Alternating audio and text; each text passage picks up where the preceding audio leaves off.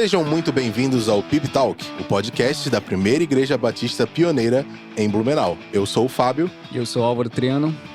No dia 2 de abril é o Dia Mundial da Conscientização sobre o Autismo e na nossa igreja nós tivemos um evento abordando esse tema, onde pudemos falar entre os irmãos ali com duas profissionais acerca do assunto do transtorno do espectro autista, e nós decidimos trazer este tema para o nosso podcast, porque é um assunto de utilidade pública, é um assunto que é pouco tratado nas igrejas e que precisa de mais atenção e importância, não é mesmo, Álvaro?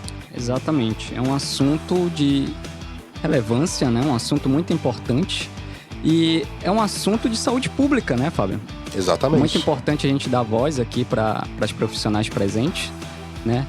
Foi um tema da palestra, né, na nossa igreja, mas é um assunto assim que eu não vejo, cara, muito ser discutido dentro do ambiente eclesiástico.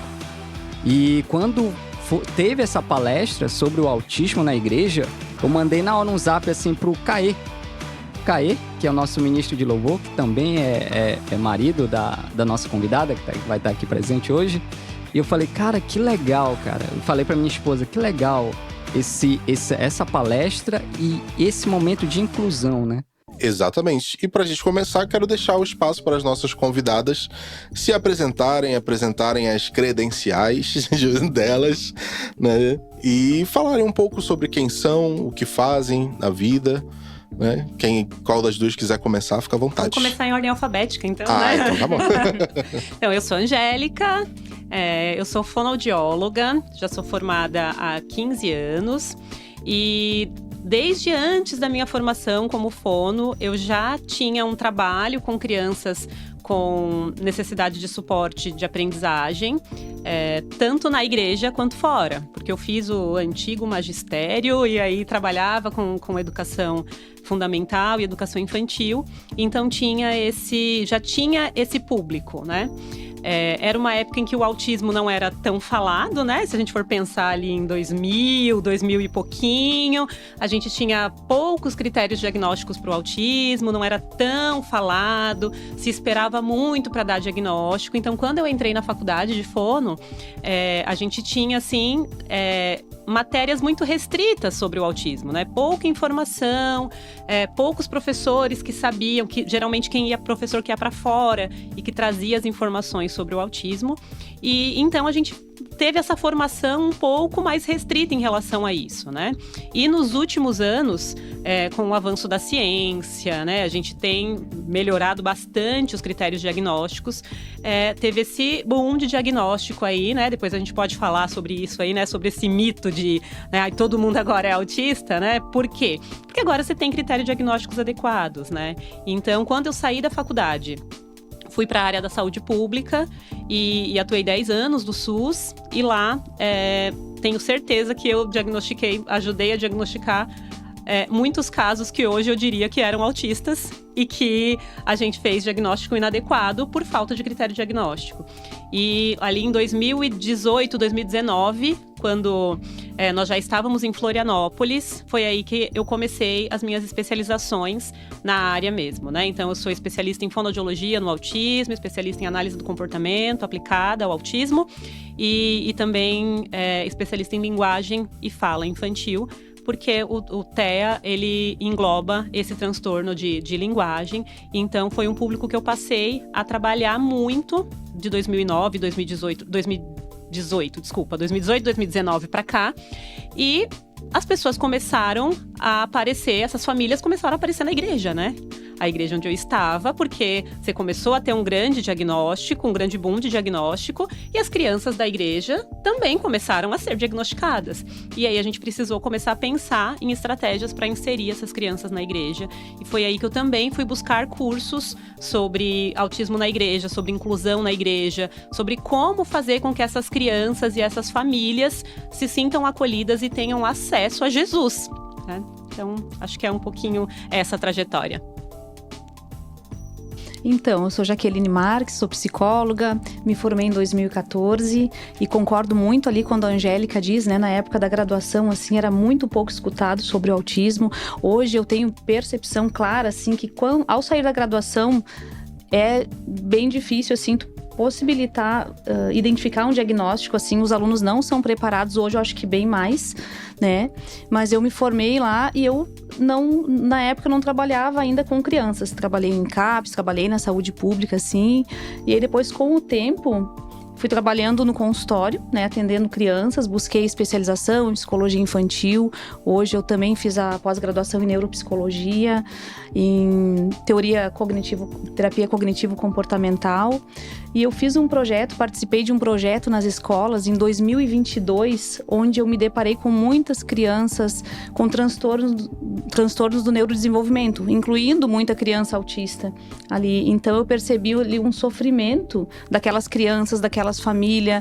Tu percebia que tinha algo ali, os professores identificavam também. Hoje eu tenho um acesso bem estreito nas escolas, assim, porque eu trabalho com avaliação neuropsicológica, trabalho com a terapia também com essas crianças. E eu percebo a importância hoje do quão nós somos ajudados pelos profissionais da educação, né? Eu sempre falo para os pais, assim, que escutem os professores.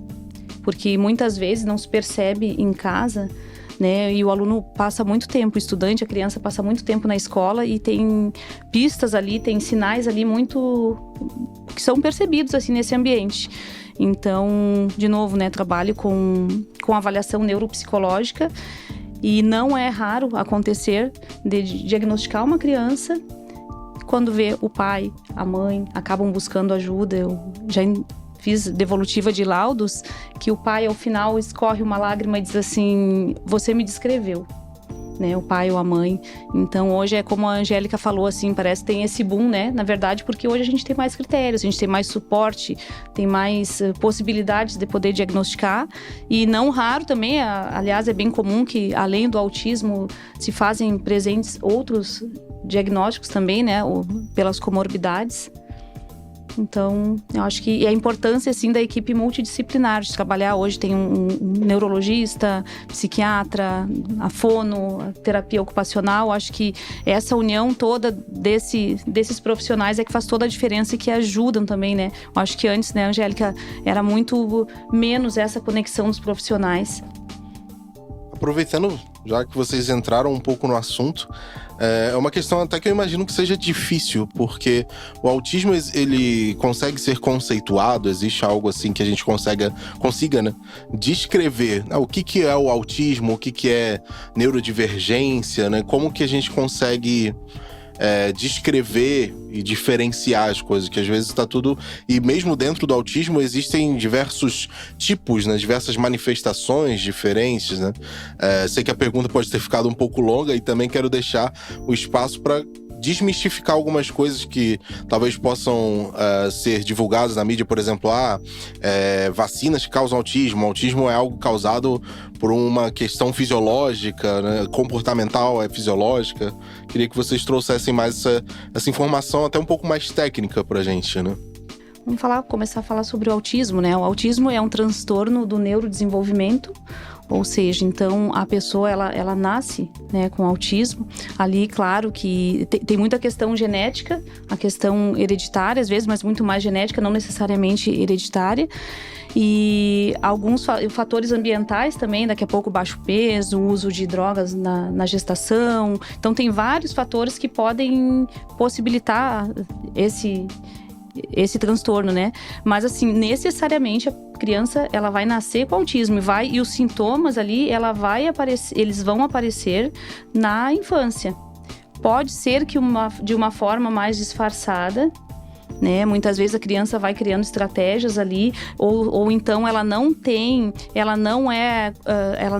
demanda. Quando ela é colocada mais de frente com as demandas ambientais, com a escola, então pode ser que apareça mais. Fico lembrando aqui que a gente pode diagnosticar um adulto, mas não necessariamente ele já tinha autismo lá quando nasceu. Né? Não que agora ele virou autista, não. Né? Não aconteceu que teve tomou a vacina e aconteceu o autismo. Não, é um transtorno do neurodesenvolvimento.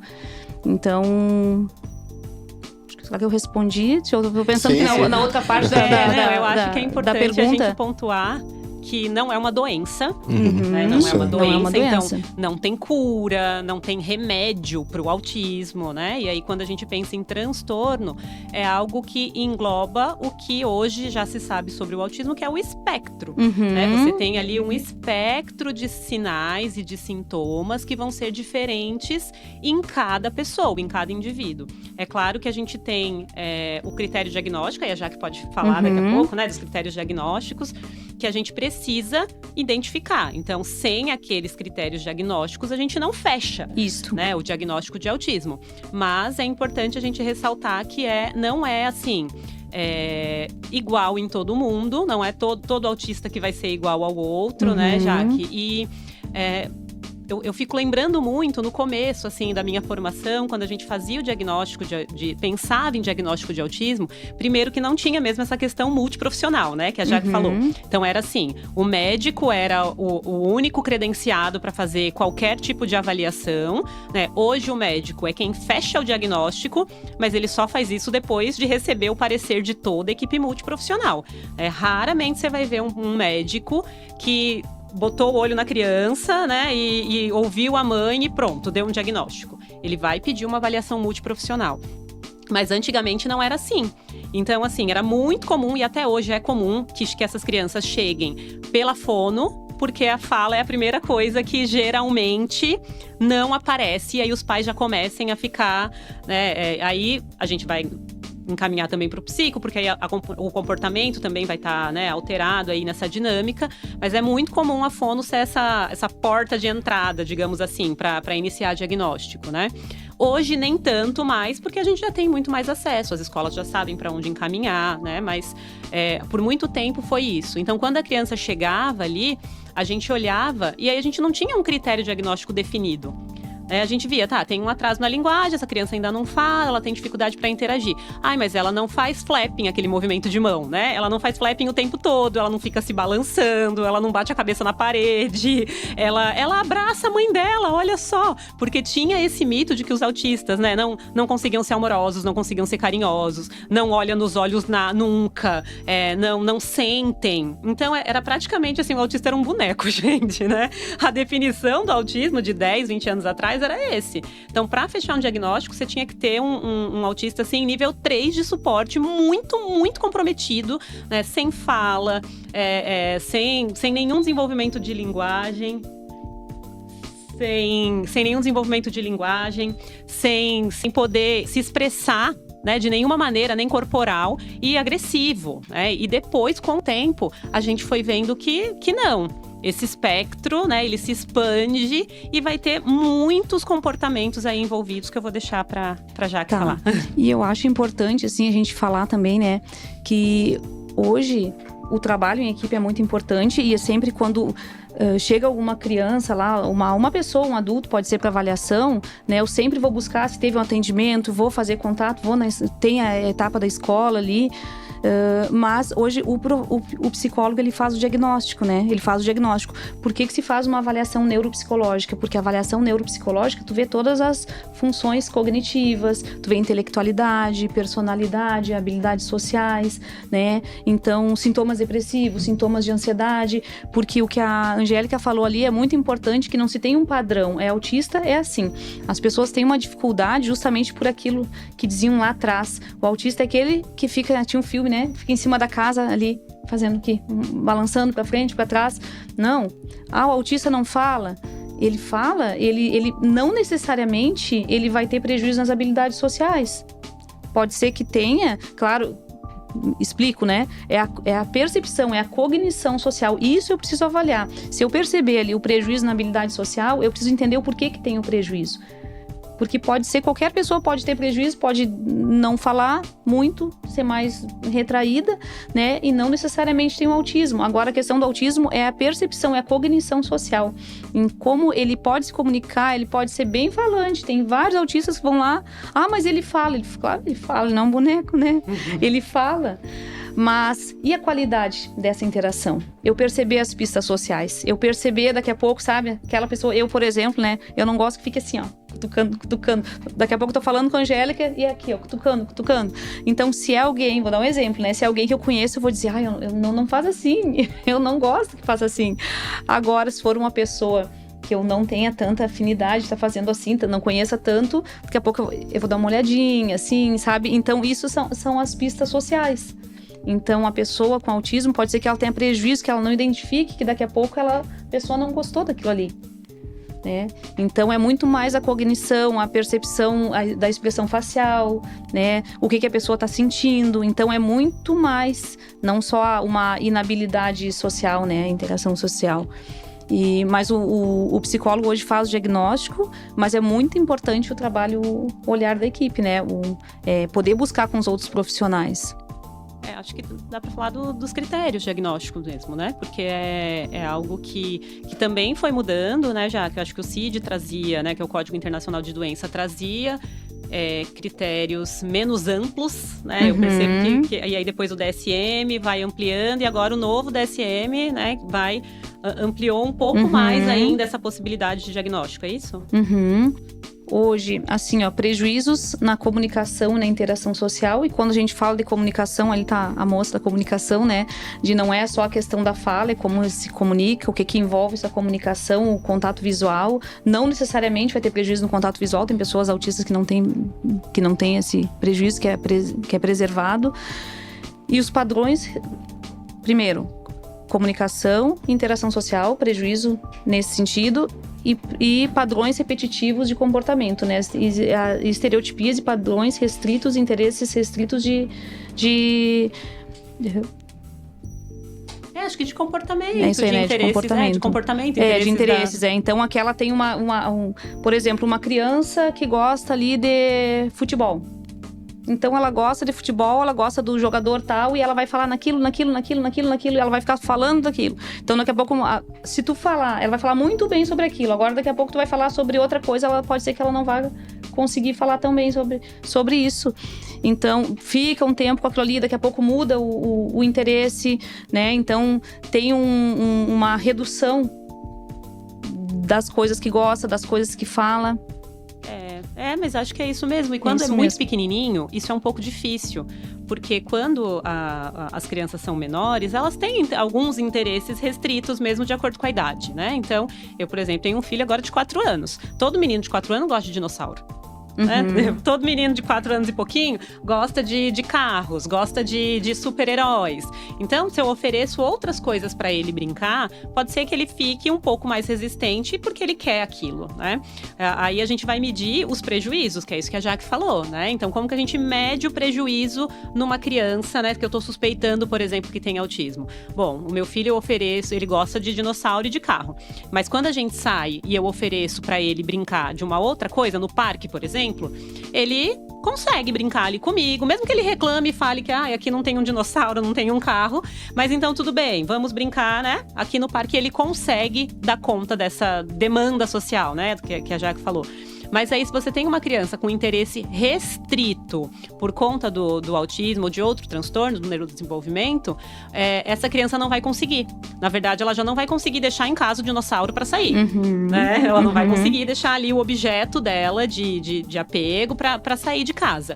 E quando chegar no parque, pode ser que ela desorganize completamente, porque ela não tá vendo ali dinossauro, não tá vendo ninguém brincar de dinossauro, não é aquele o tema. E por mais que, né, o adulto ali consiga intermediar para ela ir brincar com as outras crianças, ela vai insistir nisso, né? Porque ela quer brincar de dinossauro, ela só quer o dinossauro. Então, não escorrega, tem que ser o dinossauro descendo. Porque esse é o interesse restrito. E aí, quando vem outra criança e propõe, né, sei lá, vamos brincar de pega-pega, ela não sabe nem o que fazer.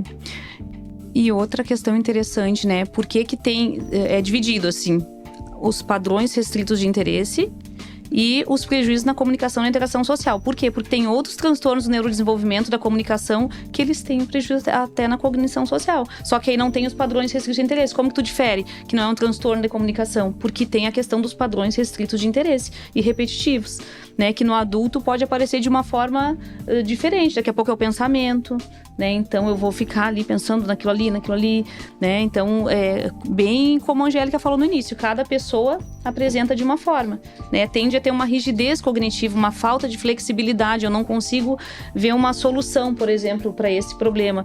Eu tenho isso aqui, é muito do literal, do concreto. Legal, interessante. Eu ia só fazer uma pergunta rápida, eu sei que pode gerar um assunto longo com isso. Eu só queria né? pegar um ganchinho rápido, Fábio, porque a Angélica falou, não te cortando. Beleza. E a Jaque falou sobre questão, autismo não é doença. Sim, né? Importante. E trazendo para a nomenclatura, né, para a linguística ali, a gente pode falar assim, é uma pergunta. A gente pode se comunicar autismo, por exemplo, uma pessoa com autismo ou a pessoa tem autismo? Quando a gente fala tem, denota que é um portador de algum tipo de doença, né? Então, quando a gente fala pessoa com autismo ou pessoa com lá a TEA, né, que chama, seria uma melhor forma de se comunicar com a pessoa neurodivergente? Essa é uma discussão muito feita na comunidade autista, inclusive, né? Porque agora a gente tem autistas que cresceram, né? E que conseguem conversar e definir ali as suas questões. Então, isso foi definido já, se eu não me engano, ali em 2009 já tinha o Estatuto da Pessoa com Deficiência sendo moldado. Então, o termo portador já foi tirado ali naquele momento. Isso para qualquer tipo de deficiência e transtorno. Então, a gente não diz e não usa mais, né, portador de uma deficiência, portador de necessidade especial, porque isso dá essa conotação mesmo de que eu tô carregando alguma coisa, de que aquilo, né, tá sobre mim. Então, a gente já usa com. Então, é pessoa com deficiência. E aí, pensando no autismo, é uma pessoa com autismo, uma pessoa com TEA, né? Concorda, Jaque? Concordo sim. É isso aí. A pergunta que eu ia fazer rapidinho é só que a gente até citou aqui, ainda mais que a Angélica é fonoaudióloga, a questão do autista não verbal, né? A dúvida é, a pessoa, né, autista não verbal, existe a possibilidade dela contornar essa questão com um tratamento médico e se tornar uma pessoa que se comunica normalmente? Porque já ouvi muito falar de diversos estigmas, assim, inclusive eu tive um colega meu no ensino fundamental que ele era autista não verbal, ele não falava com ninguém nem nada. Tinha muito esse pensamento, a pessoa nunca vai falar com ninguém, sabe? Então existe essa possibilidade? Nossa, você fez uma pergunta agora, Fábio, que Jesus amado, né? Se eu tivesse resposta para essa pergunta, eu seria uma milionária. Né? Tivesse uma resposta exata para essa pergunta, né? E inclusive, a pergunta de todas as mães que chegam no consultório, né, Jaque? Sim. Eu acho que todas as mães querem saber isso, né? Meu filho vai falar. Né? Mas não é uma pergunta tão simples, né? Não é uma questão simples, porque envolve milhares de coisas, né? Mas acho que a gente já saiu de um conceito de comunicação apenas com a fala, né? Isso já foi quebrado já há bastante tempo.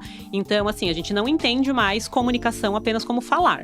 A gente já sabe que a gente usa muito mais do que a fala para se comunicar, né? A gente usa as pistas sociais, os gestos, o olhar, o corpo, o jeito que a gente se veste, né? Enfim, tudo isso é comunicação. Então, quando a gente pensa na comunicação do autista, a gente está pensando nesse todo e não só na fala, né?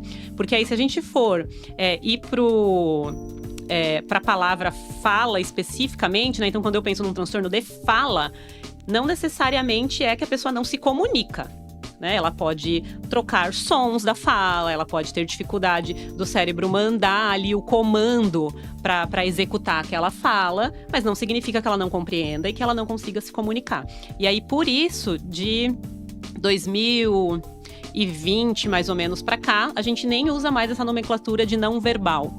A gente já usa agora não falante. Porque o verbal dava essa sensação de que a pessoa não conseguia se comunicar de nenhum outro jeito. E tem autista, por exemplo, que escreve, né? Não fala. Tem recursos hoje também, né? E usa os recursos ali de comunicação suplementar. A gente já tem hoje uma tecnologia enorme. Quando eu me formei, a gente usava uma coisa que chamava PECS. PECS, que é uma sigla em inglês, né, para prancha de comunicação suplementar. E aí a gente botava ali pegava uma pranchinha, tipo um fichário, sabe, dos antigos, assim, né? Botava ali naquela pranchinha do fichário, botava uns velcros, e pegava as figuras do dia a dia da criança, né? A foto da mãe, a foto da professora, banheiro, comida, e colava ali. E aí você ensinava a criança a pedir alguma coisa com aquilo, né? Então, por muitos anos, foi difundido que a única maneira do autista falar, né, entre aspas, era usando esse PECS, se ele não fosse um falante. E depois já tiveram muitas pesquisas na área de linguística, na área de comunicação, e foram sendo desenvolvidos o que a gente chama de sistema robusto de comunicação. Porque quando a gente se comunica, a gente não só pergunta coisas, né? Ou pede coisas, né? Então não é só... Eu não quero que a criança, que o autista que está ali, que eu estou capacitando para ser um bom comunicador, que ele apenas tire figuras para pedir o que ele quer. Eu quero que ele consiga dizer das coisas do mundo. Eu quero que ele consiga chegar da escola e dizer o que foi legal e o que não foi, fazer comentário, construir uma história. Então, esses sistemas robustos de comunicação, hoje, a grande maioria são tecnológicos, né? Então, são para tablet, né, celular. Infelizmente, a gente ainda não tem acesso disso no SUS. Então, a pessoa tem que desembolsar dinheiro violento para esses sistemas, né? Alguns programas, inclusive, desses sistemas só pegam no iPhone. E iPhone, tipo, não sei que número que tá, gente, mas iPhone os últimos, entendeu? Os mais modernos. E aí, se tem aquela coisa da Apple que não atualiza mais, o sistema não roda mais naquilo. Então, a família tem que trocar por um mais novo. Então, pensa, assim, a gente tá dizendo que quem tem acesso a se comunicar e poder estar no mundo como um sujeito falante que se comunica é quem tem dinheiro, né? Então, isso já dá outro podcast, né? Mas a gente tem essas possibilidades. Agora, tem autistas nível 3 de suporte, que são não falantes, que se comunicam por comunicação suplementar. E conseguem se comunicar assim. A gente tem vários exemplos na internet de autistas que criaram suas páginas, né? E que são autistas não falantes e que escrevem textos maravilhosos e que vão a programas de TV e que respondem ali né, com o talk do programa. Mas que não conseguem falar articuladamente, né? Porque tem muitos autistas, inclusive, que a gente não consegue nem fazer uma avaliação explícita de qual é a alteração da fala dele. Porque eu já atendi autistas, por exemplo, que eu nunca ouvi emitir nenhum som. Então, quando emite algum som, tem alguma tentativa de fala, de articulação de fala, a gente consegue fazer uma avaliação mais precisa, né? Existem protocolos para essas coisas, tal. Mas se ele não fala, a gente vai ter que ir apenas ensinando, né? Não é só apenas, né? Mas a gente começa ensinando essas outras habilidades de comunicação que não a fala. Mas também já vi, a Jaque também já deve ter visto muito, crianças que não falavam até 7, 8, 9 anos e que de repente começaram a falar. Parece que vira uma chave, assim, e começa a falar, né? Sem troca. Assim como tem aquele que começa a falar e aí ele para de falar e volta a falar daqui um ano, daqui meses, daqui 2 anos. E na psicologia, na neuropsicologia, a gente tem recursos, por exemplo, para eu avaliar. Como que eu vou avaliar a capacidade intelectual, a intelectualidade de uma criança que não está falando? Então, tem os testes não verbal. Então, eu consigo fazer todo. Hoje sou apaixonada, né, pelos testes, assim, pela neuropsicologia. Hoje tem recursos, assim, maravilhosos da psicologia científica ali para poder fazer essa avaliação, né, com crianças que não falam. Show, muito interessante, viu, Fábio? Agora trazendo para o nosso universo, né? Nosso universo eclesiástico, né? Vamos colocar a igreja no meio disso, né? Já que a gente tocou no tema de forma geral, né? Vamos trazer para o meio cristão. Como é que vocês enxergam o desafio, né, de pessoas com autismo dentro de nossas comunidades, dentro de nossas igrejas? Por exemplo, porque deve ser muito complicado, né? Ainda mais assim, quando a gente não tem uma estrutura para acolher, né, não só crianças, mas adultos também com autismo, né? Por exemplo, quando você pega uma criança está no culto, existem vários estímulos na liturgia do culto. É som, é iluminação, são as pessoas, né? Então, como é que a gente enfrenta esse desafio dentro de nossas igrejas, tentando acolher as pessoas com neurodivergentes? Quer começar, Jaque? Não, ela disse que não, então. Dedurei ela, né? É um desafio. Mas eu acredito que o primeiro passo já é o passo que a gente está dando aqui, por exemplo, na nossa igreja. Legal. Que é o passo da gente conscientizar as pessoas, né, de que os autistas existem e que se tem um grande número, né? A gente não falou disso, mas a última pesquisa que tá aí quentinha para sair, né, já que tá falando 1 a cada 31. Né? E muito mais meninos. E muito mais meninos, né? A gente teve ali há 2, 3 anos atrás mais. 1 a cada 36. Então, olha como isso tá, né, aumentando. Então, essas pessoas, essas crianças, esses adultos, eles existem. E se eles não estão dentro das nossas igrejas, tem alguma coisa errada. Porque são pessoas que também precisam de Jesus, também precisam conhecer a Jesus e ser salvos pela graça de Deus, ser alcançados pela graça de Deus. Então, acho que o primeiro passo é esse que a gente já começou, que é conscientizar a igreja, né, que essas pessoas precisam estar junto com a gente. Agora, quanto a estratégias práticas, né, como o Álvaro citou ali, né, de estímulos, de barulho, eu penso que a gente vai ter que ir avaliando caso a caso, né? Não sei o que a Jaque pensa sobre isso. Porque como nenhum autista é igual ao outro, então hoje na nossa igreja a gente já tem, né, uma criança que tem alteração sensorial e tem dificuldade com o som. Então ele usa abafador. Mas nós temos outras crianças que são autistas, têm o diagnóstico e não têm dificuldade. Então não dá pra gente dizer assim, olha, agora então nós vamos comprar 100 abafadores e vamos deixar aí disponível para quando os autistas chegarem. Porque vai ter autista que não vai ter essa necessidade. É claro, a gente pode, e está nos nossos planos, ter alguns disponíveis para que quando tiver alguém que tenha essa necessidade, seja criança ou adulto, possa ser usado, né? Mas aí a gente vai precisar conhecer, né, para poder saber quais são as dificuldades, o que vai ser complicado para ele ali. A gente também tem uma adolescente na nossa igreja que a maior dificuldade dela é ali na interação com as pessoas. Então, na hora do culto, dificilmente ela vai sentar lá na frente, né, para ficar exposta para todo mundo abraçar na hora dos abraços, né? Então, ela senta mais um pouquinho reservada, né? Então, quando ela vai ali no Move com o pastor Kainan, ela também já fica um pouco mais reservada. A gente tentando integrá-la, mas entendendo essa necessidade que ela tem de que não é ficar no meio da galera, né? Uhum. Eu acho que esse comentário é importantíssimo da Angélica, assim, porque se não tem o olhar do acolhimento, não se pode fazer nada. Então, no momento que eu tenho o olhar e que eu vou acolher essa criança e eu consigo ler mais, estudar um pouquinho, assim, o que é o autismo, né? Vem muito estigma social ali. O que é isso? E aí eu consigo entender, porque é bem como a Angélica, cada um, ele é único. Tem autistas que tocam, que amam tocar, né? Eu tenho pacientes adulto, criança, que gosta de tocar autista e não tem problema nenhum lá com som. Tem alguns que vai ter, sim, a questão ali da interação. Então, o que eu diria, assim, é importante ter alguém ali de referência para eles, né? Poder ter previsão do que vai acontecer no culto. Primeiro vai acontecer tal coisa, vai ter um pouco de barulho. Para ele poder, estratégias como colocar, dependendo de cada demanda, de cada necessidade, adaptar para aquela criança, né? Para aquele adulto também. Não só as crianças, né? A gente fala as crianças, mas os adultos também.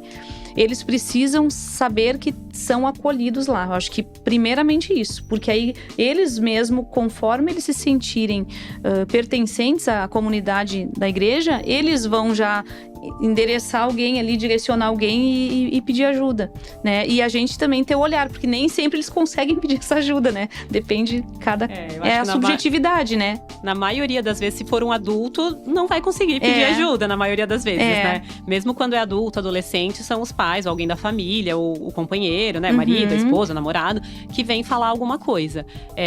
Mas a estratégia precisa ser essa mesmo de acolhimento, saber que aqui a gente vai te acolher. Talvez a gente não saiba como ainda, né? Porque a gente não te conhece, a gente vai precisar caminhar um pouco e entender, mas a gente vai acolher. Hoje a gente faz algumas adaptações razoáveis para as crianças que a gente tem, para os adolescentes que a gente tem também. Mas o sonho para as crianças, assim, é a gente ter uma sala sensorial, né? É poder ter um espaço com balanço, com luz mais tranquila, né? Uma sala calma, para que eles possam ter acesso a esse estímulo e não necessariamente, que é um outro mito, né? Voltando nos mitos aí, não necessariamente quando eles entram em crise. Não é só quando o autista entra em crise que ele precisa se regular para, né, e fazer estereotipia e se balançar. Não é, tem momentos que, se eu tô entediado, pode ser que eu também precise me regular de alguma maneira, e ter um espaço assim é algo que vai trazer muito acolhimento para eles e vai ajudar, né? E para os adultos, né, ter os famosos Steam Toys, né, disponíveis ali, que são aqueles brinquedinhos de regulação, né, os poppets, os spins, as coisinhas que apertam, né? Geralmente os adultos gostam muito disso, mas também a gente ter essa capacitação para a igreja, ter esse olhar de acolhimento, para que não olhe para aquela pessoa, para aquele adulto, para aquele adolescente como o estranho, né? Como o esquisito que tá aqui, o que não gosta de abraçar, o que a gente fala e vira o rosto, né? Para entender que isso é uma diversidade, assim como o corpo de Cristo, né? O corpo de Cristo é diverso. E pode ser que a criança tenha outro transtorno junto, pode ser que tenha um TDAH junto. Então, às vezes nem é pela questão do autismo, não consegue ficar ali, precisa se movimentar, precisa sair. E a gente vira e mexe e volta, é o caso a caso, é a subjetividade, né? Qualquer pessoa, independente de algum transtorno, pode ser que ela não esteja bem naquele dia e precisa se retirar um pouquinho. É bom deixar claro, né, Jaque e Angélica, que autismo não é birra, né? Porque às vezes a pessoa confunde, né? Essa criança birrenta, não sei o quê, tarará, tem... Do mesmo jeito que antigamente era muito comum, né? TDAH, a criança agitada, né? Ia no médico, TDAH, toma Ritalina na criança, a criança ficava lá. Frescura. É frescura. Toma ali Ritalina, a criança ficava lá, dopada, apática. Né? Eu já ouvi muitos casos disso acontecer, né? Antigamente, assim. Aproveitando que a gente entrou nesse assunto de vida eclesiástica, né? É uma coisa que eu pensei, assim, fiquei curioso, porque eu... Infelizmente, ainda não tive a oportunidade de lidar com situações assim. Mas eu queria saber de vocês como é a questão da evangelização. Eu sei que vocês lidam mais com crianças, né? E é um ministério importantíssimo na igreja. E como que lida, né, com a evangelização de uma pessoa com um transtorno de espectro autista? Existe uma coisa diferente? Existe algo que melhor que possa ser feito para o evangelho alcançar aquela vida, aquela pessoa? Exemplo, vocês citaram assim, crianças que também têm TDAH junto com autismo. Então a criança, ela é mais agitada naturalmente, ou também é uma criança que não fala, né? Igual a gente citou aqui, ela não usa palavras, né? Se comunica de outras formas. Então, como que se lida essa questão da evangelização nesse processo? Com as crianças, geralmente a primeira via são os pais. Os pais que a gente vai acolher, porque são famílias também que ficam muito vulneráveis emocionalmente, né? E aí a Jaque pode confirmar isso muito mais do que eu, né? Porque ela recebe esses pais no consultório para o diagnóstico. E quando eles recebem o diagnóstico, vem todos esses estigmas, todos esses mitos, né? Um sentimento de culpa, né, por que eu fiz que isso aconteceu. Até pouco tempo atrás, era com muito mais frequência. Agora, acredito que um pouco menos. Ainda tinha coisa assim de tipo, não, eu posso ir para a igreja porque Deus vai curar. Né, ou ouvir de líderes religiosos, de pastores, né? Tipo, não, porque vem aqui que é autista, eu vou curar teu filho que é autista, teu filho que é TDAH é falta de birra, eu vou te ensinar a lidar, né, a vara ali com teu filho, porque aí ele não vai, você vai ver, nada disso mais vai acontecer. Então, o evangelismo dessas crianças, a princípio, se dá com o acolhimento dessas famílias, dizendo para essas famílias, olha, a gente está aqui com você, né? A gente está aqui como igreja para te apoiar, para te acompanhar, né? Talvez a gente não vá poder fazer nada especificamente pelo teu filho, mas a gente vai estar aqui para orar por você, para poder caminhar, para poder, então, para você poder assistir o culto, para você poder cultuar junto com as pessoas, né? A gente tem famílias na nossa igreja que já me disseram isso, assim, que por muito tempo ficaram sem ir ao culto porque não conseguia sair de casa com a criança. E aí, então, você vê que aí a mãe, que geralmente vai ficando cada vez mais restrita, né? Porque aí o pai sai, os outros irmãos saem. Mas aí aquela mãe vai ficando cada vez mais isolada. E aí quando a gente diz assim, não, olha, você pode vir, que eu vou ficar com a tua criança, vou ensinar a tua criança, vou cuidar da tua criança, vou falar de Jesus pra tua criança. Mas ele não vai conseguir dar conta de ficar no culto infantil com todo mundo. Tudo bem, a gente tem uma pessoa que tá preparada pra ficar ali só com ele, pra brincar com ele, pra ter vínculo com ele e pra falar de Jesus com ele. E aí você já vai criando um ambiente para que essa mãe se sinta acolhida e naturalmente essa criança também vai se sentindo acolhida. Então, para a criança, o evangelismo é muito nessa via do acolhimento para a família e para a criança. E aí a gente mostrar de fato, né, o que é o evangelho, né? Que o Álvaro deve saber de quem que é a frase do pregue o evangelho e se preciso for, use palavras. Tem um... Não lembro. Não lembra? Me Mas fugiu. Tem um pensador aí que fale isso. E aí, com essas famílias é isso. A gente vai pregar o evangelho com o nosso acolhimento, com a nossa vida, com o amor que Jesus nos deu e que a gente vai passar para eles, né? Já os adolescentes e adultos, a gente tem que tomar bastante cuidado, porque eles são muito literais, né, Jaque? Então, se a gente vai evangelizá-los numa linha mais anos 90, né, de que quem pecar vai pro inferno, talvez isso mais afaste, né, Jaque? Precisa ter cuidado. Do que aproxime, né? Ou então, Jesus morreu na cruz por você.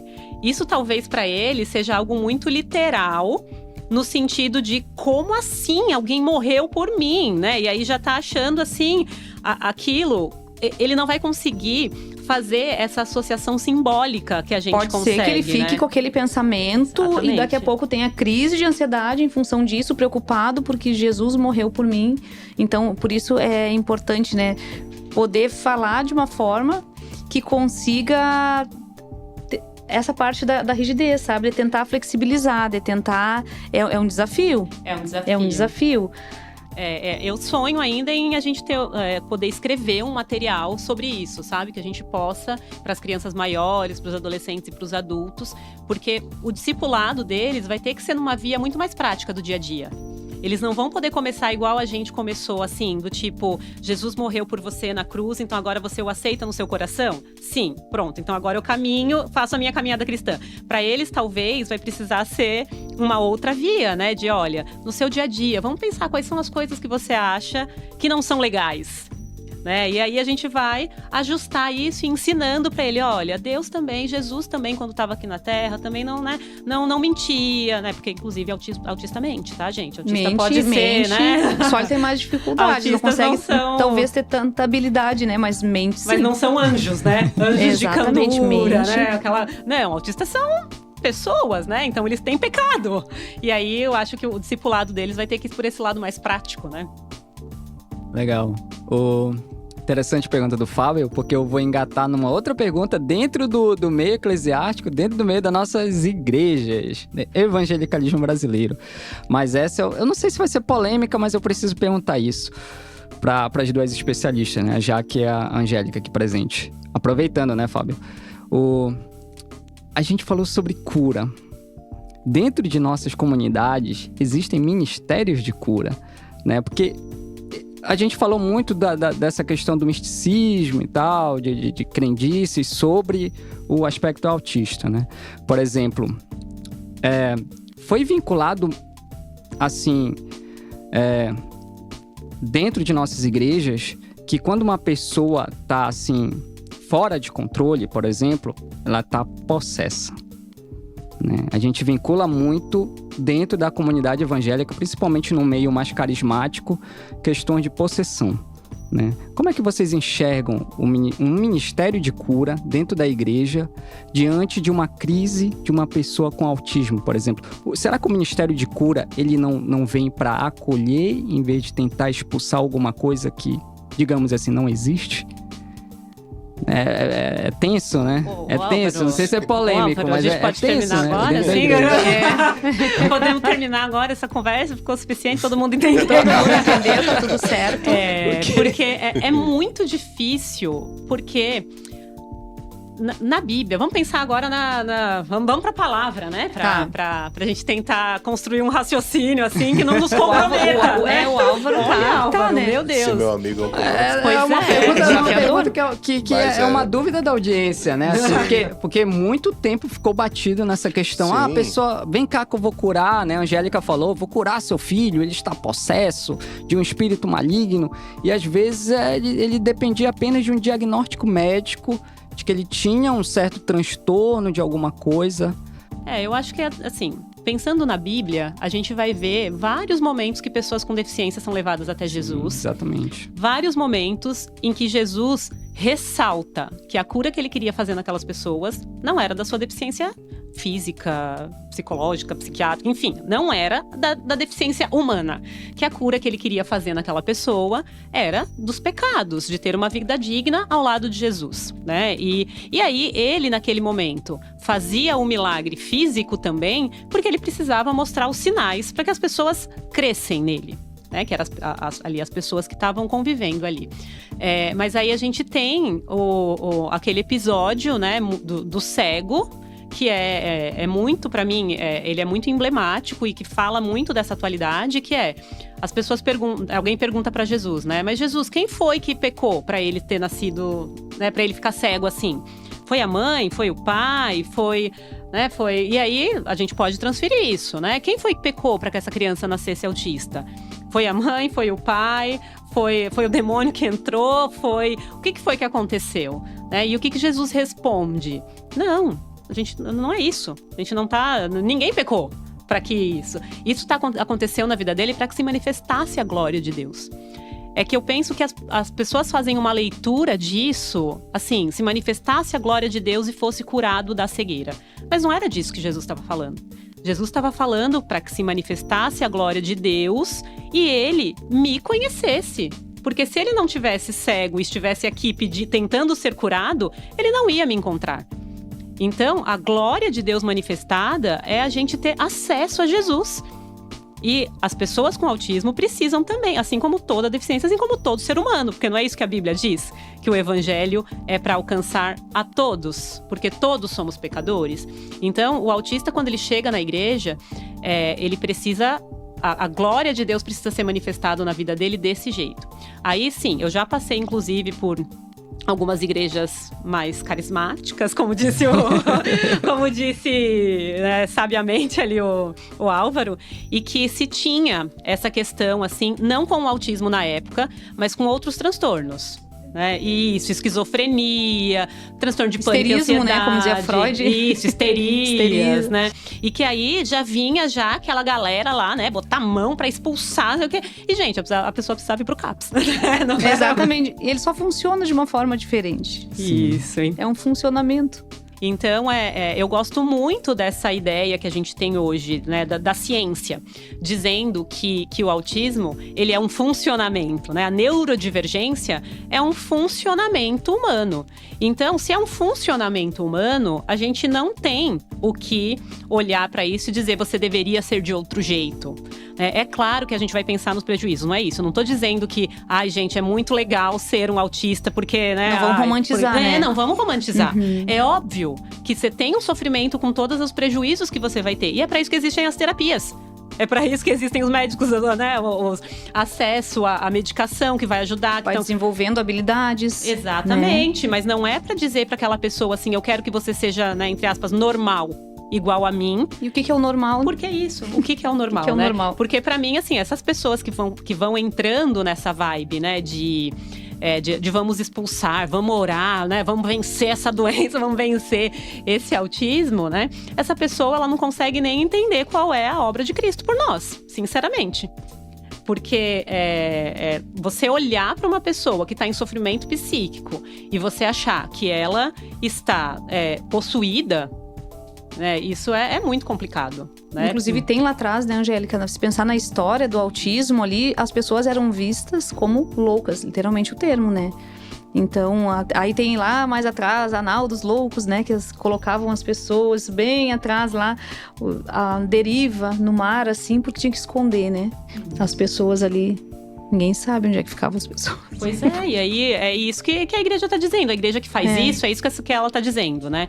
Porque pensa em uma mãe com um filho adolescente, né, que tem crises sensoriais, por exemplo, né? Então, a hora que a igreja começa, especialmente numa igreja pentecostal, neopentecostal, né? A hora que a igreja começa lá com os glória a Deus, aleluia, toda aquela coisa, né? O menino vai entrar em parafuso, né? Ele vai entrar em crise sensorial. E aí, alguém olhar para esse menino e dizer para essa pessoa, né? E dizer que ele tá possuído por conta disso, pra mim chega assim a beirar mau caráter. Eu não sei se alguma igreja ainda faz isso, né? Não tô dizendo de nada que eu conheço, mas pra mim chega a beirar mau caratismo, assim. Porque se você é uma pessoa que você, às vezes é um visitante, uma pessoa que não conhece, por que você tá partindo do princípio que aquele comportamento é uma possessão?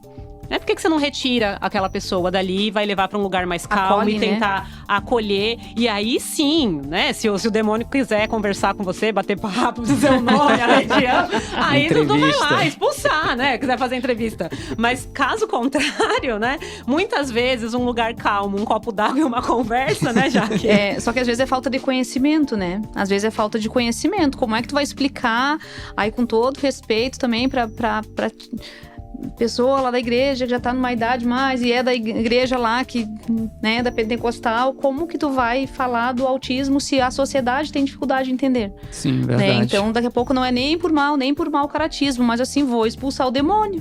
É verdade, vou retirar o que eu disse do mau caratismo, porque a Jaque tem razão. É verdade, a pessoa pode não ter, foi um julgamento meu. É uma falta de instrução aí, no caso, né? Mais ter ciência do que é realmente o transtorno de autismo, né? É uma questão que eu acredito que esteja envolvido nesse tema. É um pensamento que invadiu muito o evangelicalismo brasileiro de forma geral, assim, que é a ideia de que Jesus veio para solucionar todos os seus problemas. É muito comum muitas pessoas acreditarem nisso. Eu mesmo acreditei até durante um tempo, e se a gente entra através desse pensamento, a gente fica pensando, né? Por que existem pessoas doentes, então?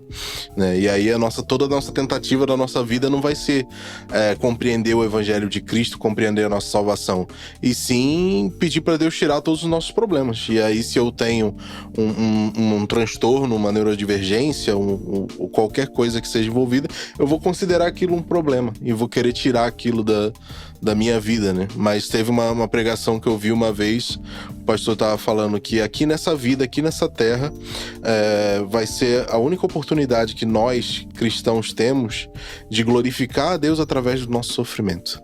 E não é uma apologia ao sofrimento, mas que questão, né, pra gente parar e pensar, né? Que existe uma possibilidade de eu glorificar a Deus através da minha vida, independente do que quer que seja, né? Eu lembro muito, Fábio, de 1 Coríntios 12, que fala sobre a diversidade do corpo, né? Aí a gente traz...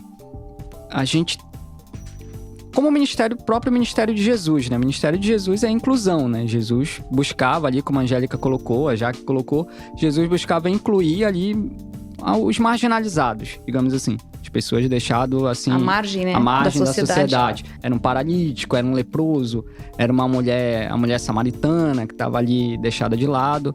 Então, eu vejo a igreja, né? A gente faz essa analogia da igreja como um grande hospital, né? A igreja é um grande hospital, só tem doente no sentido de que todo mundo ali está precisando do mestre, do médico dos médicos. Doença do pecado, né? Isso, exatamente, doença do pecado. Porque o autismo eu vejo como condição, né? Eu comparo realmente como o pecado que a Angélica acabou de colocar. O pecado, você cura o pecado? Né? Então entra nessa questão, né? A gente sempre está lutando contra o pecado. O pecado, né? Uhum. Eu acho que quando a gente traz esses temas assim para dentro da questão eclesiástica, é muito delicado, né? Porque delicado, a gente toca em muitas crenças que foram construídas há muitos anos, né? Em muitas coisas que as pessoas ali acreditam piamente naquilo, né? Eu já atendi famílias que que deixavam de ir para terapia, né? Não preciso mais da terapia, porque o líder religioso disse que ia ser curado, que ia cuidar, né? Aí quando o filho entrava em crise de novo, ou acontecia alguma coisa mais grave, voltava lá pro local para poder ser atendido. E isso é muito complicado, porque você tem… apesar da gente estar em 2025, né, num lugar em que… num mundo em que a gente tem muito acesso à informação, a gente também tem muita informação errada, né, Jaque?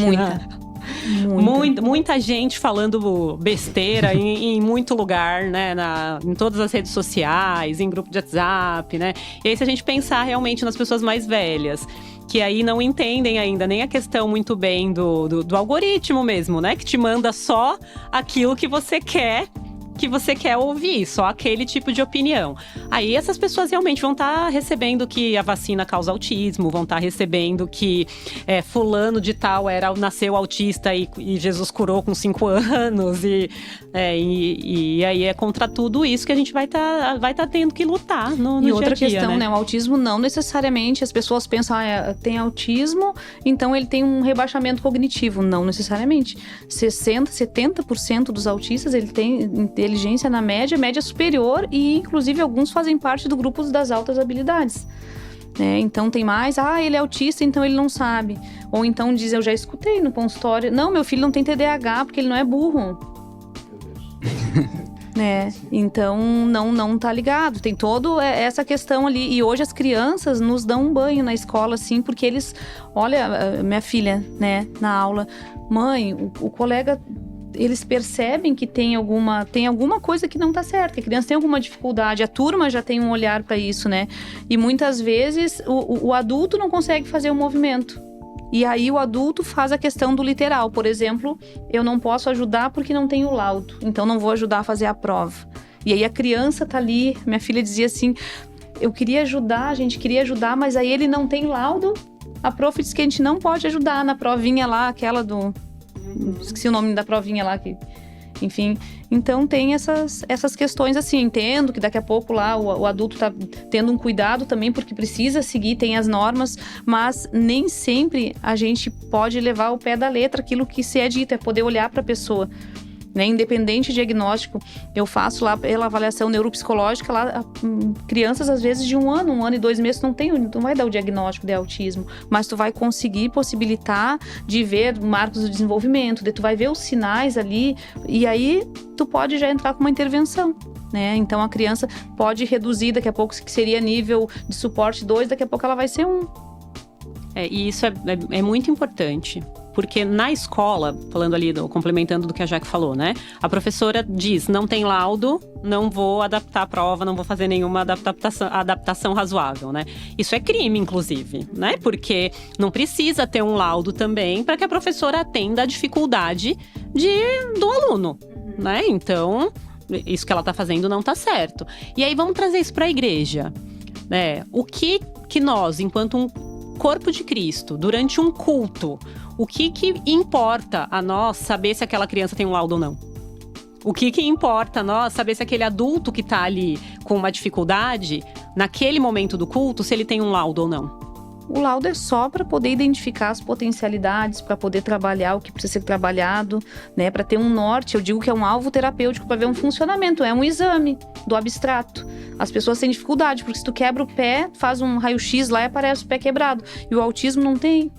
Então ali tu consegue, e não só o autismo, não necessariamente precisa ter um diagnóstico para fazer uma avaliação. É poder entender como funciona a personalidade, tudo isso que eu falei, habilidades sociais, sintomas depressivos, tudo. Então é só um alvo. E aí vai ser isso que vai serve. ser uma referência. Não é para carimbar na testa. Isso, não é para carimbar na testa e dizer, né? Eu preciso de ajuda o tempo todo, ou eu sou diferente. Então, para nós, dentro da igreja, eu não peço pro pai, se o pai, ou se eu percebo que tem uma criança com alguma dificuldade, eu não vou lá falar pro pai assim, você tem o diagnóstico de autismo dele pra eu poder fazer. Até porque pode não ser, não né? Não é exatamente. Agora, já aconteceu de crianças que eu percebo alguma questão, né? Já aconteceu em outras igrejas. E aí, vou conversando com a mãe, me aproximando, caminhando. E a mãe tá preocupada, mas não tem noção, não sabe o que fazer. Aí sim, ela deu abertura, vou orientar. né, como eu faria para qualquer outra pessoa dentro da igreja, né? Olha, se você tá preocupada, vai fazer uma avaliação. Eu não vou dizer também, né? Olha, eu acho que seu filho é autista, né? Não pode, isso é antiético. Então, procura um profissional para fazer uma avaliação, é melhor tirar a dúvida. A gente vai estar aqui para te apoiar no que você precisar. Se você tiver com medo, a gente vai junto, a gente vai procurando esse caminho. Porque é isso que a gente faria com uma pessoa que na igreja chega e diz que tá com câncer, não é? Você não vai dizer para essa pessoa assim, meu Deus, por que você tá com câncer? Você vai dizer, você quer ajuda? Você tá suspeitando que você tá com uma doença? Você tá suspeitando que tá com alguma coisa? A gente vai te ajudar, vai te ajudar a procurar um médico, a fazer um exame para ver se é isso ou não, né? E o autismo ou outras neurodivergências, a gente vai dar o suporte para aquilo que ele precisa naquele momento. Então, não precisa ele ter um laudo para eu poder acolher e dizer, parece que você tá incomodado com esse barulho, vamos um pouquinho mais para lá. Aproveitando até que a gente entrou nesse assunto, né, que é um assunto muito, muito importante da gente pensar, no que você falou, uma criança de 1 ano ali, não tem como ver, né? A partir de que idade mais ou menos a gente consegue perceber? Quais são fatores de atenção? Porque pode ser muito comum pais não perceberem, né? Mas vocês com um olhar profissional já conseguem perceber uns pontos de atenção, né? E para qual profissional direcionar? O que a pessoa procura inicialmente? Desde os primeiros meses ali já tem como perceber, né? Claro, aí o pai e a mãe não tem como cobrar de um pai e de uma mãe que ele vai entender que pode ser que ele não perceba sinal nenhum. E aí daqui a pouco colocou lá na escola, por isso a importância de buscar o conhecimento. Aí as professoras, eu sempre falo nos pares, porque no momento que as professoras têm lá, tem educação infantil lá, tem uma turminha, elas já entendem mais ou menos, já esperam ali os marcos do desenvolvimento da criança balbuciar, da criança ter o contato visual, do toque. Então elas já ajudam o pai a perceber, os pais. Mas tem alguns pais, algumas mães que conseguem, principalmente quando tem outro filho, né? Daqui a pouco, o fulaninho nessa idade, ele vinha no colo, ele queria colo, esse aqui não percebi que ele não me olha muito, né? Então tem sinais assim, principalmente contato visual, a questão do toque, né? Quando é pequenininho ali, a questão observar marcos do desenvolvimento, não necessariamente vai ter um atraso no desenvolvimento, não é um critério diagnóstico, mas quando ele é exposto a mais ao ambiente, mais assim, quando vem as demandas ali que ele precisa fazer mais, por exemplo, lá na escola ele vai, no momento de interagir, vai perceber, pode ser que ele vai ficar mais quietinho no cantinho dele. Então é observar bem a questão comportamental e não tem como, 1 aninho ali é cedo para dar um diagnóstico, mas eu já consigo perceber sinais, né? Então daqui a pouco tem a questão da bater com a cabeça, autoagressão, debater no coleguinha, porque é difícil regular, né? Naturalmente a criança vai ser difícil regular, não tem nem maturidade cerebral para isso, ela tá aos 20 e poucos anos para poder pensar numa regulação melhor, assim. E tem alguns com 40 que não tem, né? Com 40 que ainda não tem, né? Com 40 que não tem. Neurotípico. Mas é observar, não tem como cobrar dos pais, mas eu sempre digo assim, quando que se leva para avaliação? Quando a mãe tem uma pulguinha ali na orelha, leva. E aí? Procura quem? Neurologista, pediátrico, o psicólogo. Só que assim, eu tenho que falar, né? O profissional, preferencialmente, e aí eu me incluo, vai investigar a formação do profissional, se ele tem assim, porque muitas crianças, olha, não é baixo o número de crianças que eu recebo, e aí os pais dizem, a psicóloga lá quando tinha tantos anos me disse, chegou a escrever um documento que não tinha, ou então eu falei e a psicóloga disse não tem nada, né? E não só a questão do autismo. Então, e eu falo com respeito às minhas colegas, é difícil falar isso, né? Mas eu luto pela família, porque assim, poxa, tu levar, o pai e a mãe não tem obrigação nenhuma de saber. Mas, e o psicólogo lá, o profissional, até outros profissionais da saúde, até pediatra também, se eles não... Eu sempre digo, por isso tem as especialidades. Não conseguir identificar, né? E principalmente se a família deu alguma queixa ali, encaminha, mas vê assim, a formação, olha se trabalha com crianças com transtorno autista. Então, psicólogo... Mas a fono também, né? Enfim, a fono, olha que tem fonos assim, ó, identifica fono, nutri, né, fisioterapeuta, né? Eu já atendi crianças que a pediatra não tinha visto e a físio lá tava fazendo porque tava com problema de respiratório e percebeu atraso no desenvolvimento. Essa criança não tá sentando, ela já era nessa idade, ela já tinha que estar sentando, né? Então...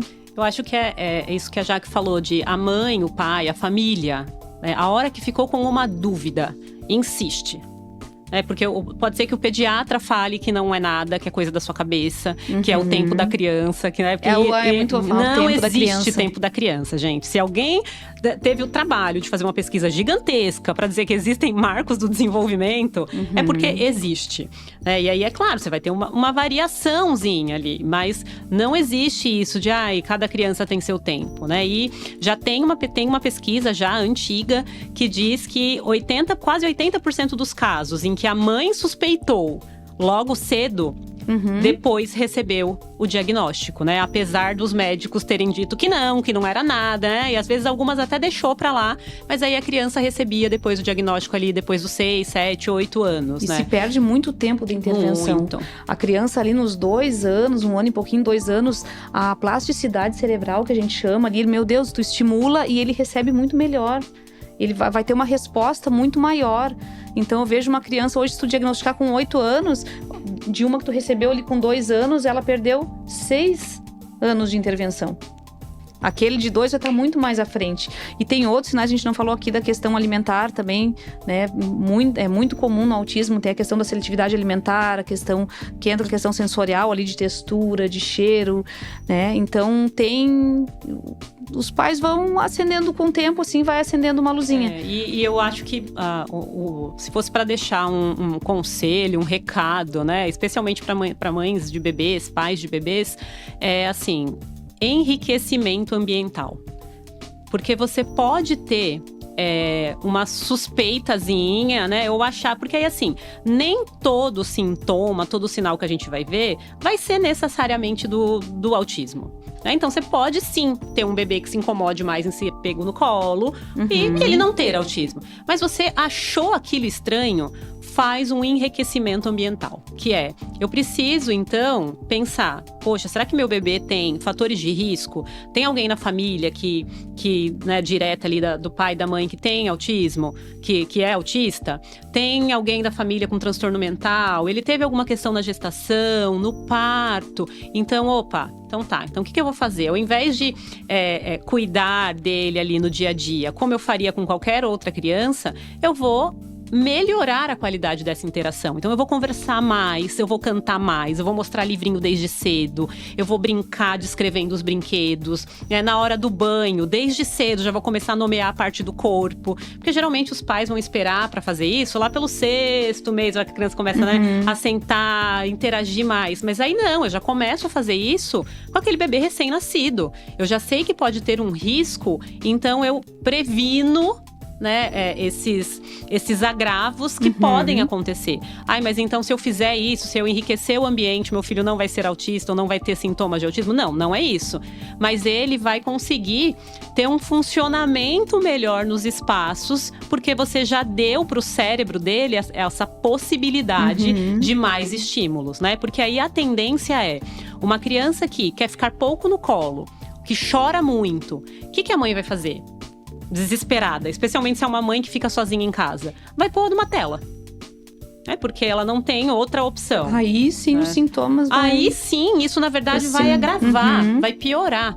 Então, não estou julgando e dizendo que não é para pôr na tela, né? Isso é uma outra conversa.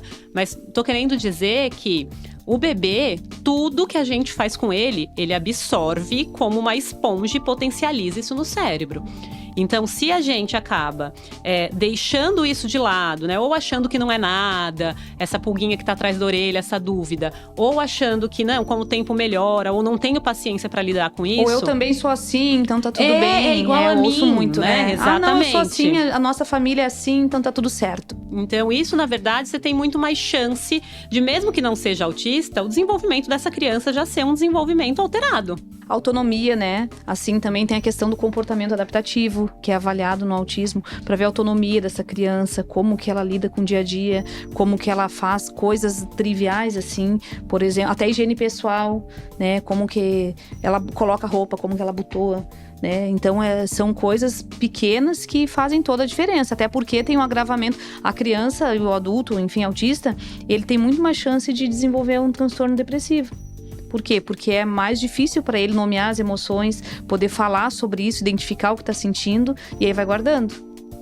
E aproveitando essa questão, eu até vou fazer uma pergunta difícil, né? Porque Ai. vocês Mais uma, né? Mais uma. Vocês mesmos disseram Vocês que fizeram alguma fácil? Tem que aproveitar, né? A gente são especialistas no assunto.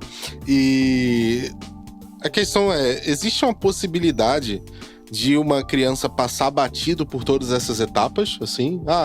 Teve desenvolvimento normal, passou pelos marcos ali, tranquilo. E aí, mas só que ainda assim ela é autista. E aí na fase adulta, ela começa a descobrir algumas coisas. Tem isso daqui. Isso daqui eu me sinto dessa forma. É parecido isso aqui. E aí na fase adulta ela vai conseguir descobrir, né? Descobrir, entre aspas, mas compreender que ela existe essa possibilidade. É bem comum. Possibilidade. E bem comum, assim. O que acontece? Aí a pessoa acaba ela desenvolvendo estratégias para lidar com a dificuldade dela, que ela nem consegue identificar muito. Vou dar um exemplo, assim. Tem um caso, vamos supor aqui, ó. A pessoa, ela tá lá com os amiguinhos, até uma criança. Ela tá ali com os amiguinhos, tá brincando, e aí ela tem aquela dificuldade de chegar ali, de conversar, mas ela gostaria, não quer dizer que ela não gostaria. Ela gostaria. Então, daqui a pouco ela observa, olha, o fulaninho chegou lá, sorriram pra ele. Então, o fulaninho chegou, apertou a mão do fulano lá, sei lá, ele ele vai observando e ele vai fazendo aquilo de uma forma que ele vai tendo uma resposta boa naquele ambiente. Então ele vai aprendendo, são estratégias compensatórias que a gente chama. Ele vai adequando o comportamento dele conforme o meio. Ele vai aprendendo, ele vai treinando olhar nos olhos. Tinha uma menina que me dizia, eu olho na testa, assim. Aí fazer conta que eu tô olhando nos olhos. Então eles vão desenvolvendo isso. E eles nem sabem o porquê que eles fazem isso no momento ali. Pode ser que nem identifique, eu só tô achando difícil fazer tal coisa, natural que ele vai imitando o comportamento. E aí, o que acontece? Depois vem vindo outras demandas, vai aumentando, vai crescendo. E aí vai, poxa, tem algo ali, principalmente a menina, né? É muito mais disfarçado, a mulher consegue disfarçar muito mais. Ainda não é nem algo intencional, às vezes sim, às vezes consciente, mas muitas vezes não. Então, quando passou fulano, autista, mas ele fala, ele interage, ele tem boa habilidade social. Como assim a fulana lá é autista?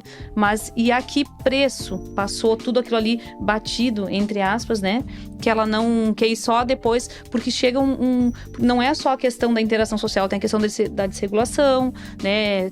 Tem outras dificuldades também que aí, em algum momento, vai aparecer, vai demandar mais daquela pessoa e ela não vai conseguir, até que fique maior da capacidade que ela tenha naquele momento para poder lidar com aquilo. E tem pessoas que morrem e não descobrem. E a gente vê hoje os adultos que estão sendo diagnosticados agora, a gente vê que a fala deles é assim, para mim foi libertador. Porque aí eles dizem, eu entendi por que eu faço o que eu faço. Né? Eu não sou estranho, esquisito, chato, intolerante, que não sabe falar direito, né? Eu tenho um diagnóstico. É claro, não que isso justifique, né? Mas que assim, eu consigo entender e agora eu sei o que fazer, né? Onde buscar possibilidades de intervenção para cuidar disso. Porque muitos desses adultos já estão sendo tratados há muito tempo com depressão, com ansiedade, com transtorno afetivo bipolar, com trilhões de diagnósticos que foram feitos inadequadamente com base naquele período de sofrimento que ele foi lá e não conseguiu dar conta daquela demanda. Por isso a investigação, né? Por isso que precisa ter essa investigação e porque o diagnóstico traz essa possibilidade de melhorar o funcionamento. E aí, só para terminar essa parte, a Jaque tinha falado ali da questão da depressão, do índice que é alto em autismo, né? E aí eu lembrei que já tem uma pesquisa também que mostra que o índice de suicídio é altíssimo em autistas. E também foi feita uma pesquisa em São Paulo, ali na região da Cracolândia, de pessoas em situação de rua, e também é altíssimo o número de pessoas autistas ali, porque são pessoas que não deram conta das demandas sociais. Das demandas da vida. E aí, o que elas foram fazer? Né? Não tinha possibilidade de receber um diagnóstico e suporte. E quando a Isso pessoa aí. descobre, realmente, eu uso a palavra libertador. É isso que falam, assim. As pessoas, é engraçado, né? Porque eles choram felizes, não é porque não é feliz porque é autista. Mas assim, ó, eu vivi uma vida toda de sofrimento e hoje eu entendo, eu não sou burro. Dizem assim, eu não sou burro, eu não sou estranho. Exatamente essa fala, assim, é muito familiar, né? Se descobrir, né? Exatamente. É interessante, a primeira fala da Angélica no início do nosso programa, Fábio, foi sobre... Teve um momento que a Angélica falou, que eu não lembro agora, ela falou sobre algoritmo. A Jaque falou sobre diagnóstico. Aí agora a Angélica falou sobre diagnóstico errôneos, errados. Então a gente sempre traz... Sabe o que a gente sempre traz pro programa, Fábio? Tecnologia. Com certeza. A tecnologia está presente em diagnóstico, gente. ChatGPT é um médico, psicólogo, psiquiatra, O ChatGPT, tudo. inclusive, agora já engoliu o Google, né? Porque antes era o Dr. Google, o médico. ChatGPT é tudo. Inclusive, ele me deu o diagnóstico hoje, E aí, Fábio. Porque não eu sou meio antissocial, assim. Eu sou antissocial, às vezes eu não olho nos olhos das pessoas, às vezes a minha bateria social acaba, eu não quero conversar com ninguém. Aí eu falei, cara, eu vou colocar aqui. Bora ver o diagnóstico. Bateria social acabou. O que é? Aí ele deu o diagnóstico. Não, você não é e tal. Tá no nível adequado ali. Não chega a ser nem nível 1 de suporte de autismo e tal. Pelo menos o ChatGPT tá melhor Meu que Deus, não precisa Sim. nem se formar e comprar teste. Exatamente. Não, olha, Deixa tô eu dar botando fora dinheiro o diploma, fora. Tô Jaque. botando dinheiro fora. E é essa colocação que eu quero fazer pra Jaque e pra Angélica. Como vocês enxergam a tecnologia nesse meio, né, profissional de vocês, por exemplo? Que hoje o ChatGPT dá diagnóstico. Ele dá diagnóstico. E às vezes a pessoa fala, pode chegar no consultório, por exemplo. Falar, eu fui diagnosticado com nível de autismo suporte 1, suporte Cadê 2, o suporte laudo, 3. né? Aí mostra aqui a conversa com o ChatGPT. ChatGPT. O chat todinho aqui. É um caminho bem perigoso, né? Tem um lado bom e tem um lado péssimo. Um lado bom porque tu pode sim buscar informações, né? Tudo ali. Mas o outro lado é que daqui a pouco tu vai realmente, as pessoas vão, é real, né, Angélica? Elas vão lá, pesquisam, elas entram em crise. Elas falam pra todo mundo, porque eu tenho isso, e chega lá no profissional e muitas vezes eles querem a confirmação e tu tem que falar que tem na cabeça da pessoa, né? Eles querem que tu fale, não, eu tenho porque eu vi, porque é isso, porque aquilo, fazer um né? diagnóstico. Senão, mas não é assim. Então, é uma linha muito, muito tênue, assim. Eu vejo que tem os dois lados, mas eu vejo muito mais sendo perigoso. Até informações que se busca, né, nas redes sociais. Muita gente fala ali, gravam alguma coisa e aí tudo é TDAH. Então, tem muita gente diagnosticada, né, que tem um diagnóstico e não são diagnosticados, assim como ao contrário. Eu acho bastante perigoso. Eu acho perigoso e eu acho perigoso nas duas vias. Tanto na via da pessoa que está procurando o diagnóstico, quanto na via do profissional.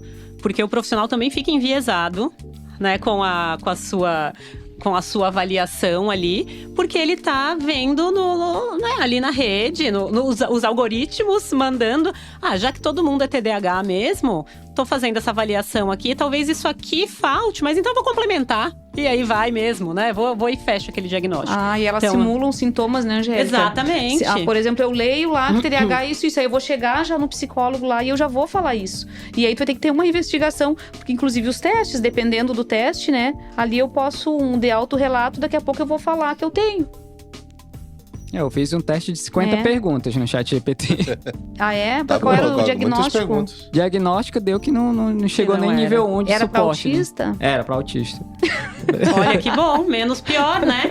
Aí todos os pesquisadores ao longo desse tempo que lutaram tanto para fazer todas as pesquisas que a gente tem hoje para fazer diagnóstico, né? Não se sacudiram. Diferente do Álvaro, não cheguei eu já a perguntar pro ChatGPT, não cheguei, mas uma coisa que eu penso bastante sobre a questão da tecnologia é que vocês me falaram, o ser humano é muito enviesado. Então, se ele vê algo, se ele pensa que tem aquilo, ele já vai simular uma atitude. E aí acaba que a gente não usa a tecnologia da forma benéfica em nosso favor, que é o quê? Eu acho que eu tenho, vou pesquisar. O que é? Eu vou lá pesquisar. O que é? O que tem de artigo científico falando sobre? Que as pessoas simplesmente vão na onda do que o chat fala, mas se a pessoa pegar o chat e usar ali e falar, traz pra mim artigo científico que fala sobre isso. O artigo diz isso, isso e isso. Fala pra procurar. Quem que eu tenho que procurar? Pergunta pro chat, né? Quem que eu procuro se eu tenho isso? Procura tal coisa. Beleza, vou lá e procuro. Mas diferente do Álvaro, Eu não quis fazer o teste. Não quis fazer o teste. Eu tenho um pouquinho de medo, inclusive. Já que pode ajudar nisso. Fazer uma avaliação psicológica. Um teste mais Agenda 100% viável. Agenda aberta. Eu tenho que mandar um beijo pra minha sogra também. Eu nunca parei pra prestar atenção, né? Mas desde que eu comecei a me relacionar com a minha esposa e tudo mais, foram aparecendo diversas circunstâncias. Uma vez, certa vez, a minha sogra te deu o diagnóstico. Não, ela não me deu o diagnóstico. Ela falou, eu acho. Ela indicou uma avaliação. Eu acho. Ela falou que a minha sogra não vai falar nada com certeza, mas falou, eu acho que tem algumas atitudes. E agora você falando sobre essas questões de adaptação de sociabilidade, eu me lembrei da situação que aconteceu comigo. Claro que o podcast não é sobre mim, mas eu lembrei de algo que pode ser que tenha acontecido com outras pessoas também aqui. Veio na minha mente isso agora. Eu sempre tive muita dificuldade de socializar. Apesar de eu falar bem, tô aqui no podcast junto com o Álvaro, sempre tive dificuldade de chegar e fazer novas amizades. E aí, eu mudei de estado, sou natural do Rio de Janeiro, vim aqui pra Santa Catarina e eu troquei de faculdade. E aí eu tava começando uma faculdade, mesmo o curso que eu fazia lá no Rio de Janeiro, comecei aqui. E eu não conhecia ninguém, então é muito difícil quando você chega em um lugar assim do nada. E aí o que eu fiz? Eu sempre gostei muito de super-heróis, na época era muito fã da Marvel também, tava os filmes em alta e tal, e eu adorava vestir camisas de super-heróis. Eu pensei, eu vou colocar uma camisa de super-herói, e aí se alguém chegar pra mim e falar, olha que camisa legal, aí eu vou conseguir conversar com a pessoa. Olha aí. Estratégia, né? Carimbo. E aí eu fiquei me lembrando dessas situações, assim, é muito difícil também de eu chegar pra poder puxar De assunto. uma estratégia, você utilizou de uma estratégia. Muitos amigos que eu conheço, por exemplo, amigos meus, minha esposa me apresentou, chegou, esse aqui é o Fábio, tal, apresento, tal. Sempre foi muito difícil pra mim, assim, chegar pra fazer uma amizade, eu tomar a iniciativa. Minhas amizades todas chegavam, tomava iniciativa e vinham falar comigo, aí eu conversava com a pessoa, né? Inclusive, meus amigos lá do Rio de Janeiro, mandar um abraço pro Marcos, e que ele fala que, nossa, eu achava o Fábio muito metido, aquele garoto, nariz em pé, não sei o quê. Mas depois cheguei pra falar com ele e vi que ele é um cara legal, meu amigo há muitos anos, meu amigo de infância, ele.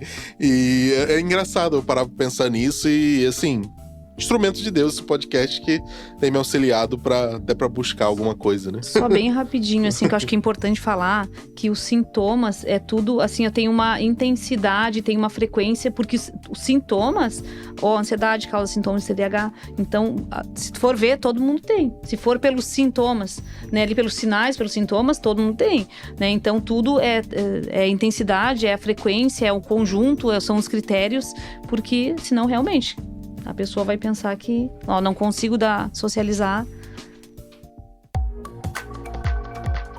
E vamos chegando a mais um fim do nosso podcast.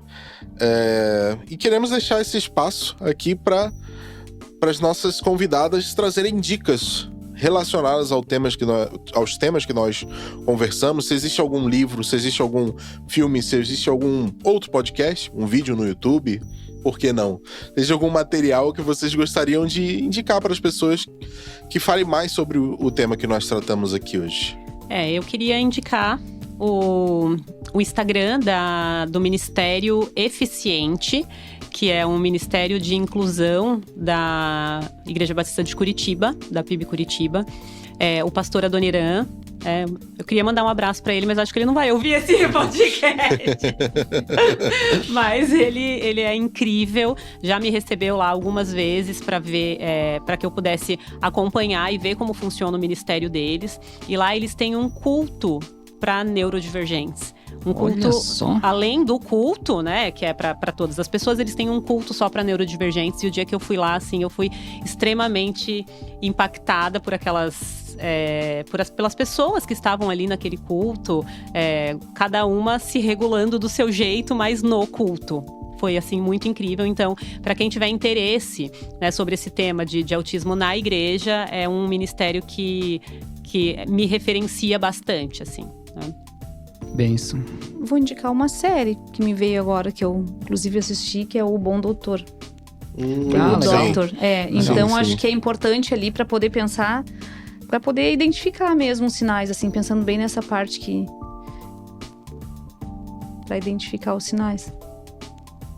Você, Álvaro, tem algo para nós hoje? Você que é o grande cara das dicas diferenciadas, Vamos das lá, meu referências. amigo Fábio, Jaque, Angélica aqui presente, a audiência, né?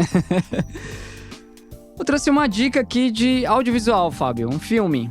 Inclusive um filme que lançou ontem aqui nos cinemas brasileiros, chamado de Invencível. O marketing brasileiro deu esse nome, né? Invencível. É um filme que vai falar sobre um garoto, né? É um filme baseado em um livro, né? Vai falar sobre um garoto com aspecto do transtorno autista. E ele também tem uma doença ali dos ossos, né? Os ossos frágeis e tal. E eu achei bem interessante. É um filme com o ator principal ali é o ator que fez Shazam, né? O Zachary Levi ali. Então, você procure Invencível ou leia o livro, né? Que é baseado numa história real de um casal que realmente tem um filho autista e como eles foram lidando com essa situação, com filho, escola, amigos, sociedade, né? Relação do filho com os pais e assim por diante. Assista Invencível nos cinemas, hein? Muito bom, muito bom. A dica que eu tenho não está relacionada exatamente ao autismo em si, mas tem um livro e filme também, que ficou muito conhecido, muito provavelmente vocês viram, é O Extraordinário. Ele é muito legal, sim. Eu li o livro e vi o filme. Ele não trata sobre autismo, mas é bem legal que vê a situação de uma criança diferente em meio às outras. E tem a relação dos pais com a criança com as outras crianças. Então, querendo ou não, o autismo pode trazer esse estranhamento das outras crianças, né? E é muito legal ver o livro retrata como que a criança pensa sobre ela, como que ela pensa sobre os pais. E aí também o livro também traz o relato como se fosse uma amiga dela falando dele. E é muito legal ver esse livro, assim, ele é bem emocionante, fala bastante pra gente. E aí eu quero indicar pra caso alguém não tenha visto ou lido ainda. Esse filme que eu indiquei, Fábio, Invencível, é do mesmo estúdio do Extraordinário também. Olha, legal. Mesmo estúdio. E quero agradecer a toda a nossa audiência que esteve aqui com a gente. Espero não, tenho certeza que o assunto que tratamos aqui foi muito valioso, muito importante e que pode ajudar muita gente. Quero deixar esse espaço para as últimas considerações das nossas convidadas. Algum recado, alguma dica, últimas palavras das nossas convidadas. Eu quero agradecer por essa oportunidade, tanto da oportunidade de estar aqui conversando com vocês hoje, nesse podcast, mas também a oportunidade que Deus tem nos dado de estar nesse tempo na nossa igreja, podendo falar sobre esse tema, podendo acolher a neurodivergência, podendo usar as nossas habilidades profissionais, né, para abençoar o reino. Isso com certeza é algo que me deixa muito feliz e que confirma o propósito assim, que Deus tem para o meu coração. Então, acho que é isso, obrigada. Eu também quero agradecê-los, né? Eu vim aqui hoje assim pensando, eu nunca fiz um podcast, né? Aí eu digo, eu acho que é mais fácil da palestra, mas fiquei bem feliz, assim, um pouco no início ali, o coração batendo mais forte, mas é exatamente isso, assim, eu entendo, todos os dias eu peço pra Deus, assim, eu entendo que eu tenho que transformar a vida, eu sempre falo isso, então eu tenho que transformar a vida, eu preciso fazer diferença, e eu me disponibilizo a Deus, então, como é que eu não vou fazer o podcast, né? Assim, vou lá, não conhecia, gostei, assim, um pouco, mas só quero agradecer e entender que possa trazer transformação de vida e servir o reino de Deus. Assim. Amém. Amém. Quero pedir para os nossos ouvintes que sigam também as nossas redes sociais que estarão na nossa descrição do nosso vídeo. Temos agora o nosso YouTube também, para você que não tem o Spotify, está ouvindo pelo YouTube. Muito obrigado também pela audiência de vocês do nosso querido YouTube. E a igreja é um espaço aberto para qualquer pessoa e também para pessoas neurodivergentes. Procure uma igreja que possa te acolher, pessoas que estejam do seu lado.